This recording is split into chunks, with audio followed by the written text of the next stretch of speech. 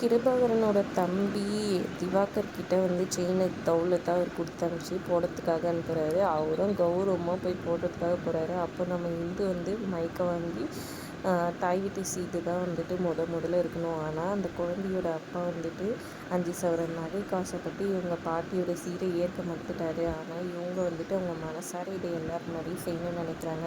அதனால் இப்போ அவங்க வந்துட்டு இது வள்ளியம்மா வந்துட்டு 501 ரூபா விற்கிறாங்கன்னு சொல்லிட்டு மொய் எழுதிடுறாங்க. அப்புறம் மயக்க கொடுத்துட்டு போயிடுறாங்க. உடனே இதை கேட்டவுடனே எங்களையும் அவமானப்படுத்துகிற மாதிரி இப்படி பண்ணிட்டாலே எங்களை கூப்பிட்டு வச்சேன்னு சொல்லிட்டு கிருபாகரன் செம்ம காண்டாயிடுறாரு. அவங்க தம்பியும் வந்துட்டு மாலைகளெல்லாம் தூக்கி போட்டு அங்கே வந்து கோவமாக வந்துட்டு கிளம்ப பார்க்குறாங்க.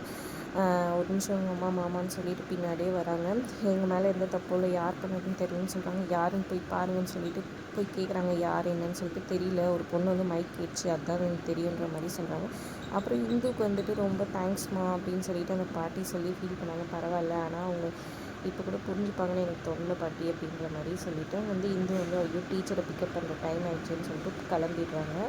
ஒரு பக்கம் வந்துட்டு ஒரு வேலை அவ்வளோ வேலையாக இருக்குமோன்னு சொல்லிட்டு கருணாவும் ஒரு பக்கம் தேடிட்டுருக்காங்க. கிடைக்கலன்னு ஒன்று அதுக்கப்புறமா கிளம்புறாங்க. கிருபாகரன் கோவமாக போட்டு பார்த்து மாமான்னு சொல்லி கெஞ்சிக்கிட்டு அவங்க ஒய்ஃப்கிட்டையும் போய் கேட்குறாங்க.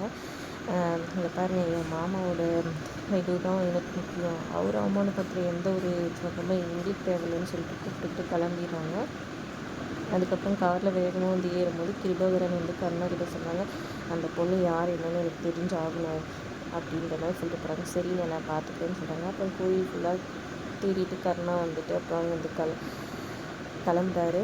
இன்னொரு பக்கம் இங்கே பார்த்திங்கன்னா நம்ம இந்து வந்துட்டு அந்த டீச்சரை கூப்பிட்டுட்டு வராங்க. கோயில் வாசலில் வந்து இறங்குறாங்க.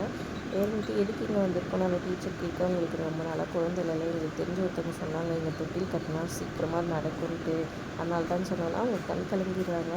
நானும் உங்களுக்கு தங்கச்சி மாதிரி தான், நீங்கள் எதுவும் யோசிக்காதீங்க, நீங்கள் வாங்க போகலான்னு சொல்லிட்டு போய் தொட்டில் வாங்கிறதுக்கு போகிறாங்க. இங்கே பார்த்திங்கன்னா வந்து உட்காந்து ஜெயந்தி ஒரு மாதிரி சோகமாக இருக்கிறத பார்த்துட்டு சித்ராவோட அம்மா என்னாச்சுன்னு கேட்க, இந்த மாதிரி எல்லாருமே குழந்தைன்னு கேட்டு சித்தியை கஷ்டப்படுத்திட்டாங்க சொல்கிறாங்க. நீ அதுக்கெல்லாம் யோசிக்காத, ஃபீல் பண்ணாத, விடுன்னு சொல்கிறாங்க. அப்போ கரெக்டாக ஜெயந்தி காதில் கம்பல் இல்லைங்கிறதுக்கு ஐயோ இப்படி பண்ணிட்டு அப்படின்னு சொல்கிறாங்க. என்ன ஆச்சு அப்படின்னு சொல்லி கேட்க, இந்த மாதிரி கம்மலை காணும், இது எங்கடி தொலைச்சி அரசு தோன்றி மாமாவுக்கு நான் என்ன பதில் சொல்லுவேன்னு பத்திக்கு பாடுபடுறாங்க. ஐயோ அக்கா கொஞ்ச நாள் அமைதியாக இருங்கக்கா ப்ளீஸ்க்கா, எனக்கு தெரிஞ்சு சித்தி ஒரு வேளை அங்கே விழுந்திருக்கணும் அப்படின்னு நம்ம சொல்லுவாங்க. எங்கடி போகணும் அப்படின்னு சொல்லி கேட்குறாங்க. அப்புறமா அது ஒன்றும் இல்லை அப்படின்ற மாதிரி மழுப்பை ஸ்டார்ட் பண்ணுறாங்க.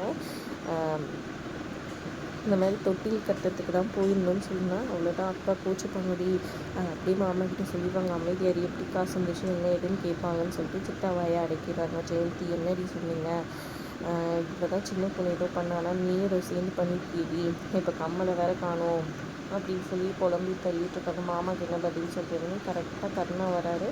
என்ன வச்சு எல்லாம் திரு முடிக்கிறீங்கன்னு கேட்க, இந்த மாதிரி கம்பலை காணோம் எங்கேயும் தொலைச்சிட்டான்னு சொல்கிறாங்க. அப்புறமா ஜெயந்தி எப்படி சொல்கிறாங்க, நான் தொட்டில் கட்டுற இடத்துல தான் விழுந்திருக்கோம், கண்டிப்பாக நீ அங்கே போய் கொஞ்சம் தேடி பார்க்குறேன் ப்ளீஸ் அப்படின்னு சொல்கிறாங்க. சரி நான் போயிட்டு வந்துடுறேன், பேசுகிறதுக்கு டைம் இல்லைன்ட்டு கண்ணா அங்கிட்டு வேகமாக போகிறாரு. இங்கே வந்து இங்கே பாருங்கள், எனக்கு இதெல்லாம் தெரியாது, மாமா தம்பி வந்தார், நான் எல்லா உண்மையும் நீங்கள் பண்ணது எல்லாமே சரி சொல்லிடுவேன், என்னாலலாம் அவர்கிட்ட பொய்யெல்லாம் சொல்ல முடியாது அம்மா அப்படின்ற மாதிரி சொல்லியிருக்காங்க. இதை கேட்டு ஜெயந்தி ரொம்பவே கொஞ்சம் எனக்கு மாட்டேன்டான்னு பயத்துலேயே இருக்கிறாங்க. நேராக கருணா வந்து கோயிலுக்கு போகிறாரு. இந்த தொட்டில் வாங்கிட்டு உள்ளே போகிறாங்க. டீச்சரும் இவங்களும் போயிட்டு தொட்டில் கட்டிகிட்ருக்காங்க. கட்டிட்டு சந்தோஷமாக வந்துட்டு நான் போய் சாமி கும்பிட்டு வரேன்னு சொல்கிறாங்க. நீங்கள் போங்க, நான் ஆல்ரெடி கும்பிட்டேன்ற மாதிரி இந்து சொல்லிடுறாங்க. அப்போ கரெக்டாக ஒரு தொட்டில் கீழே அறுகிற மாதிரி இருக்குது. ஜெயந்தி கட்டுறது தான் கரெக்டாக போய் அதை சரி பண்ணி கட்டுறாங்க இந்து. அப்போ அங்கே இருக்கிற கம்மலை பார்த்துட்டு கையில் வச்சு பார்த்துட்டு இருக்காங்க. கரெக்டாக நேராக வந்து கருணா வராரு. வந்துட்டு திருடி அப்படின்னு சொல்லிட்டு வராங்க. எங்கள் வீட்டு நிறைய திருட பார்க்குறியா, நீ எப்படி சொல்கிற உங்கள் வீட்டில், ஏன்னா அது எந்து அப்படின்னு சொல்கிறாங்க. என்னது நீ ஜிமிக்கையெல்லாம் போட ஆரம்பிச்சிட்டியா அப்படின்னு சொல்லி கேட்க, நானில் எங்கள் அக்கா அதை கொடு அப்படின்னு சொல்லி கேட்குறாங்க. பொய் சொல்கிறேன் நீ, நான்லாம் உங்களை நம்பி கொடுக்கவே மாட்டேன் அப்படின்னு சொல்கிறாங்க. இந்த பேர் நீ எனக்கு திருடின்னு சொன்னதுக்கு மன்னிப்பு கேள்வி ஃபஸ்ட்டு அப்படின்னு சொல்கிறாங்க. இவர்கிட்ட நேரத்துக்கு பேசிகிட்டு இருக்க முடியாது, அண்ணன் வீட்டுக்கு வந்துட்டாருன்னா பிரச்சனை ஆகிடும், அதனால் மன்னிப்பு கேட்குற மாதிரி கேட்டுவோன்னு சொல்லிட்டு இந்த பேர் தப்பாக எடுத்துக்காத, இந்த ஜிம்மிக்கு எங்கள் அக்காவோட தான் கொடு அப்படின்னு சொல்லிட்டு கேட்குறாரு. நீ இப்படியெல்லாம் பவ்யமாக கேட்டால் மட்டும் கொடுத்துருவேன்னா திருட்டு பயலே, நான்லாம் கொடுக்க மாட்டேன் அப்படின்னு சொல்லிட்டு இருக்காங்க. இங்கே கரெக்டாக கர்ணாவும் திவாகரும் வந்துட்டு வீட்டுக்கு வந்துடுறாங்க. நான் கண்டிப்பாக உண்மையை சொல்ல போகிறேன்னு சொல்லிட்டு நிற்கிறாங்க. பொறுத்திருந்து பார்க்கலாம், உண்மையெல்லாம் சொல்லிடுவாங்களா இல்லை கர்ணா அதுக்கு முன்னாடி வந்து ஜிமிக்கி கொடுத்துருவாரான்னு சொல்லிட்டு அதோட எபிசோட் முடியுது. தேங்க்ஸ் ஃபார் வாட்சிங்.